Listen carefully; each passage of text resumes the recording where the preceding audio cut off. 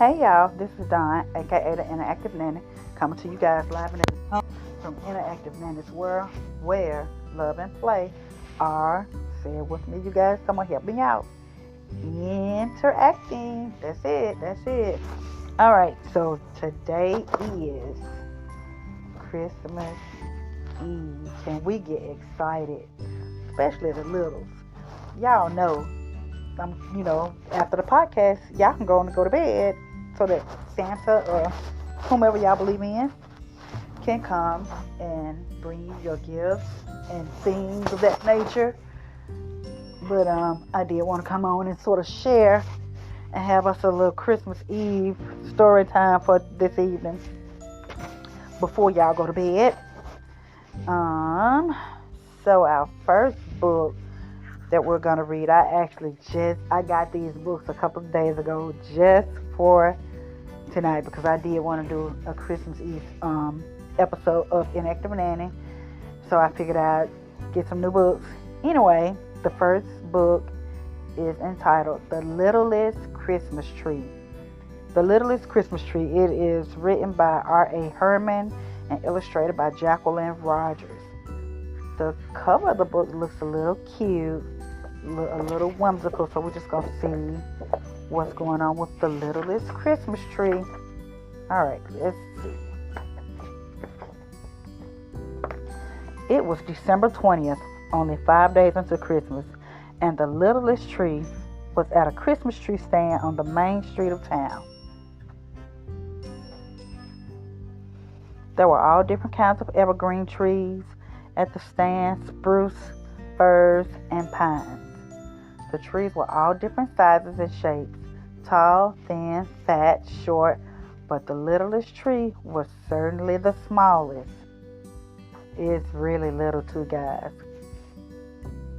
The littlest tree had a big wish. I wish that someone would take me home this Christmas and make me beautiful with decorations. Then everyone would gather around me to sing my favorite Christmas carol. Oh, Christmas tree, how lovely are your branches. I can't wait to be a Christmas tree.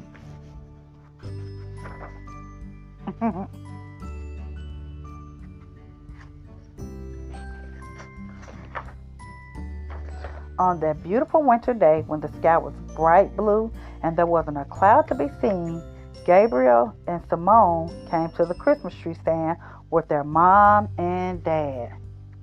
Oh, I want this one, cried Gabriel, running right up to the biggest fir tree. Simone said, "Twee." "See," said Gabriel, "Simone wants this one too." "Oh no," said Mom, "this one is too tall. We would need to put a hole in our ceiling for it to fit our house." When the littlest tree heard this, it thought, maybe they'll want me to be their Christmas tree. If the fir tree is too big, I could easily fit into their house. But the family looked at the other trees without even glancing at the littlest tree. They studied and measured each one till they found the perfect tree. Early the next morning, when there was still some frost on the trees, an old man and woman walked by the stand. The littlest tree stood up as tall as it could, shook out its needles, and tried to look its best. As they looked at the littlest tree, the old man said, "This one is small enough for us to carry home ourselves." "Isn't it sweet?" said the old woman. But just then they noticed the biggest tree standing up tall and said, "What a beautiful tree. This must be older than you and me combined." And they asked the man at the stand to carry it to their house.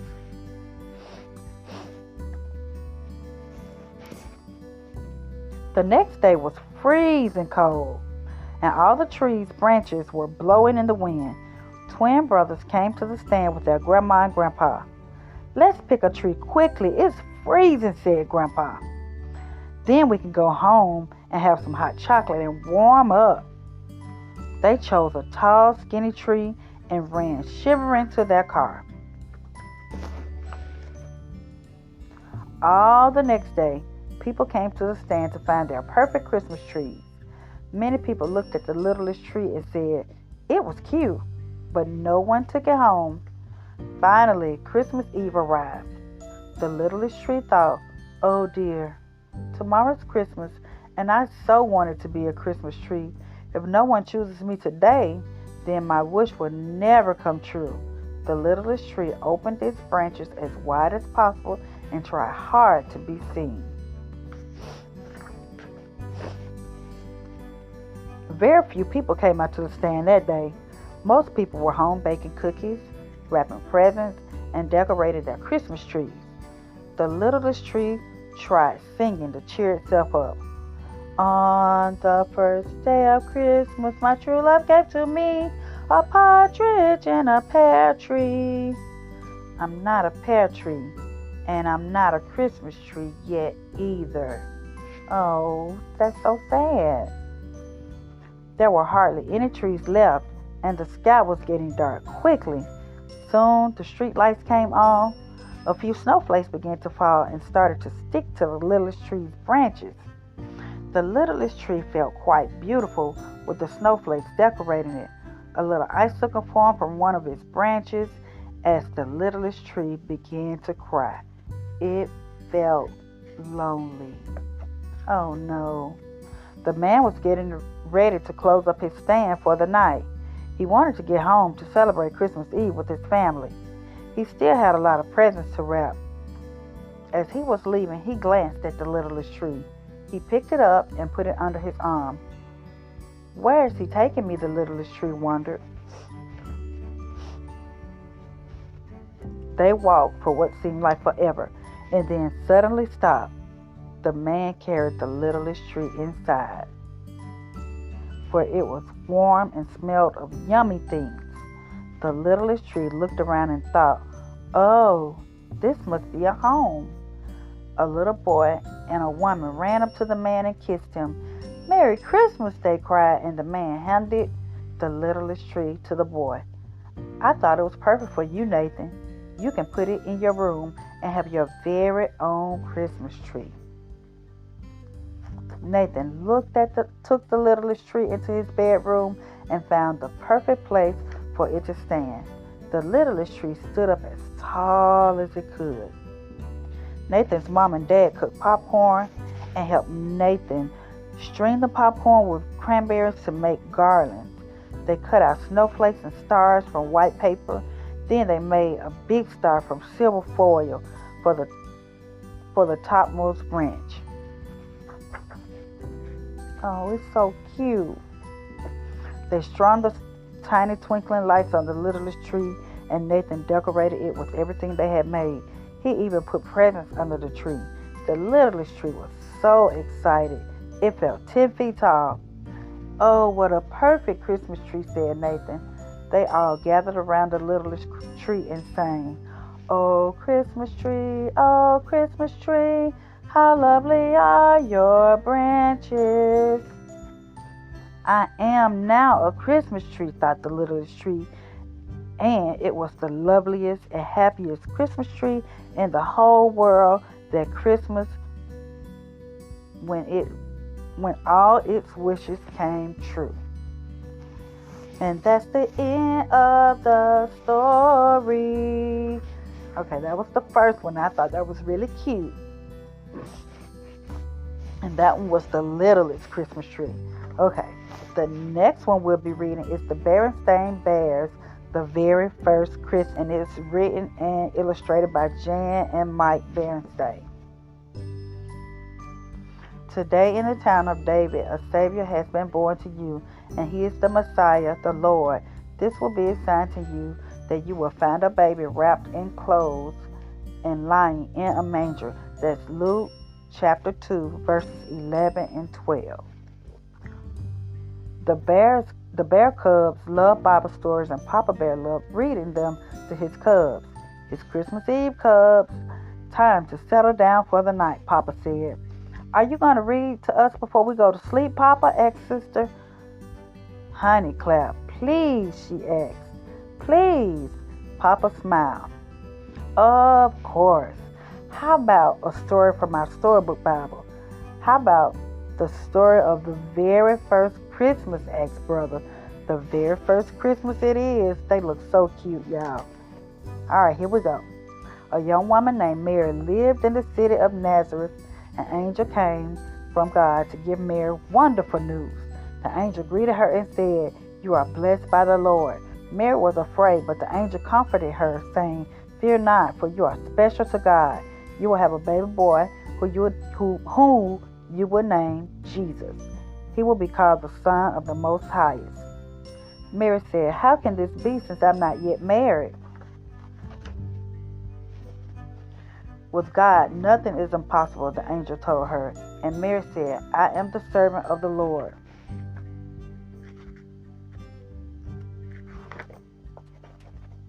At that time, everyone in the Holy Land was to be counted and put on a list.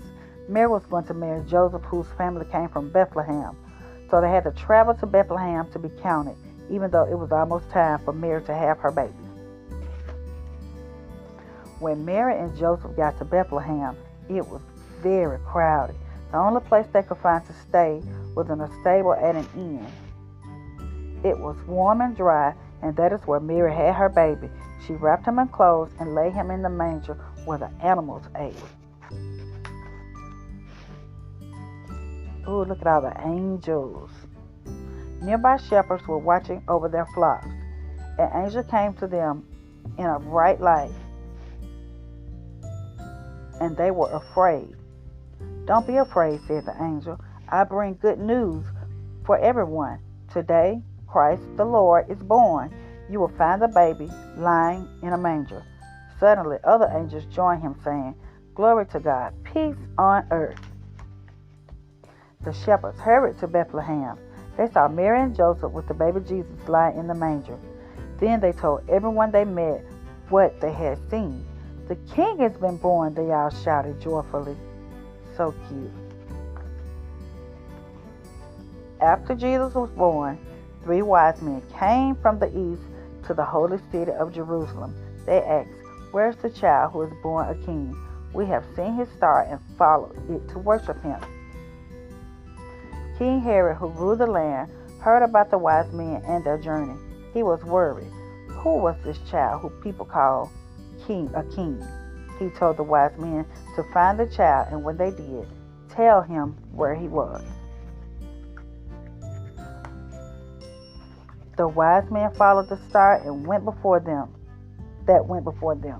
It led them to the house where Mary, Joseph, and Jesus were staying. The wise men bowed down and worshiped Jesus. They gave him gold and other gifts. God told them in a dream not to go back to King Herod, so they left and traveled back home another way.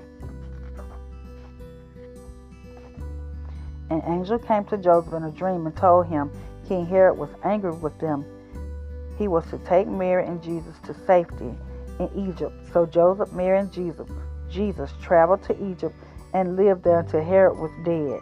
Then they went back to the town of Nazareth in the Holy Land, and that is where Jesus grew up. Okay, these are some activities and questions from Brother and Sister Bear. So, littles, y'all can answer these, or you can ask your parents, and y'all can discuss them among yourself. Talk about it. Why did the angel visit a girl named Mary? What was his message? That's the first question. Number 2, when the shepherds found out that a special baby had been born, what did they do? The third question, talk about why Jesus' birth is so important to Christians everywhere.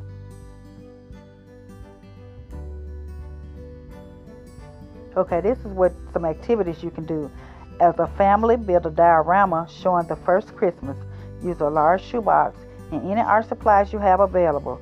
Be sure to include the angels and shepherds in your scene. And the second activity is you can make greeting cards for people in a neighborhood, nursing home, or assisted living facility. Be sure to include messages reminding people how much God loves us and has done for us, especially during this most holy season. And that's the end of the story. And we have one more. one more. This one is literally a classic too. So get ready. And the name of this one is The Night Before Christmas. And this is a little golden book. This is literally one of the first, I guess, versions of The Night Before Christmas. So settle in, because we're about to get into this one. This is one of my favorites. The Night Before Christmas, and the author is Clement C. Moore, and it's illustrated by Corinne Marvern. 'Twas the night before Christmas, when all through the house not a creature was stirring, not even a mouse. The stockings were hung by the chimney with care, in the hopes that St. Nicholas soon would be there. The children were nestled all snug in their beds, while visions of sugar plums danced in their heads. And Mama in her kerchief and I in my cap had just settled down for a long winter's nap. When out on the lawn there arose such a clatter, I sprang from my bed to see what was the matter. Away to the window I flew like a flash, to open the shutters and threw up the sash. The moon on the breast of the new fallen snow gave a luster of midday to objects below, when what to my wondering eyes should appear but a miniature sleigh and 8 tiny reindeer, with a little old driver so lively and quick. I knew in a moment it must be St. Nick. More rapid than eagles his coursers they came, and he whistled and shouted and called them by name. Now Dancer, now Dancer, now Prancer and Vixen, on Comet, on Cupid, on Donder and Blitzen, to the top of the porch, to the top of the wall. Now dash away, dash away, dash away all. As dry leaves that before the wild hurricanes fly, when they meet with an obstacle, mount to the sky. So up to the housetop coursers they flew, with a sleigh full of toys and St. Nicholas too. And then in a twinkle I heard from on the roof the prancing and pawing of each little hoof. As I drew in my head and was turning around, down the chimney St. Nicholas came with a bound. He was dressed in all fur from his head to his foot, and his clothes were all tarnished with ashes and soot. A bundle of toys he had flung from his back, and he looked like a peddler just opening his pack. Ooh, look at all the toys. Oh, well, never mind. His eyes, how they twinkle, his dimples, how merry. His cheeks were like roses, his nose like a cherry. His droll little mouth was drawn up like a bow, and the beard on his chin was as white as the snow. The stump of a pipe he held tight in his teeth, and the smoke it encircled his head like a wreath. He had a broad face and a little round belly that shook when he laughed like a bowl full of jelly. He was chubby and plump, a right jolly old elf, and I laughed when I saw him in spite of myself. A wink of his eye and a twist of his head soon gave me to know I had nothing to dread. He spoke not a word, but went straight to his work and filled all the stockings, then turned with a jerk, and laying his finger aside of his nose and giving a nod up the chimney, he arose. He sprang to his sleigh, to his team, gave a whistle, and away they all flew like the down on the thistle. But I heard him exclaim as he drove out of sight, "Happy Christmas to all, and to all a good night." And that's the end of the story. If you guys, just in case you guys didn't know, there is actually a song that sort of tells the tale of "'Twas the Night Before Christmas." And this is an old song because I remember singing it as a little girl in music class in elementary school. So I can give it a shot just so y'all can sort of hear the similarities between the song and the book. It doesn't have everything that the book had, that the story has as far as the book, but it's basically the same thing. But it goes if I can remember. 'Twas the night before Christmas, and out through the house not a creature was staring, not even a mouse. All the stockings were hung by the chimney with care, in the hopes that Saint Nicholas soon would be there. He's bringing lots of toys for girls and boys. Just wait until you see that Merry Christmas tree. So on Dasher, on Dancer, and Prancer, and Vixen, on Comet, on Cupid, on Donner, and Blitzen, to the top of the roof, to the top of the wall. Here they come and they're saying Merry Christmas to all. So that's a song that basically is "'Twas the Night Before Christmas." But anyway, guys, you guys have a very Merry Christmas. Enjoy your day on tomorrow. Be safe. Christmas is not just about the gifts, as we said last week, but it's celebrating Jesus' birthday, or what we come to believe is Jesus' birthday. But anyway, enjoy your family time, enjoy your friends, your loved ones. Just think about the whole day and just take in every experience on tomorrow. And until next week, this is Dawn, aka the Interactive Nanny, signing off from Interactive Nanny's World, where love and play are interacting. And before we sign off, my mind is moving faster than I got a lot going on in my head. Anyway, just in case you didn't know, Interactive Nanny's World is also now on YouTube. So if you don't catch it on the podcast, on the app, whatever podcasting app you use, you can also catch it on YouTube. So it's the same thing on YouTube, Interactive Nanny's World.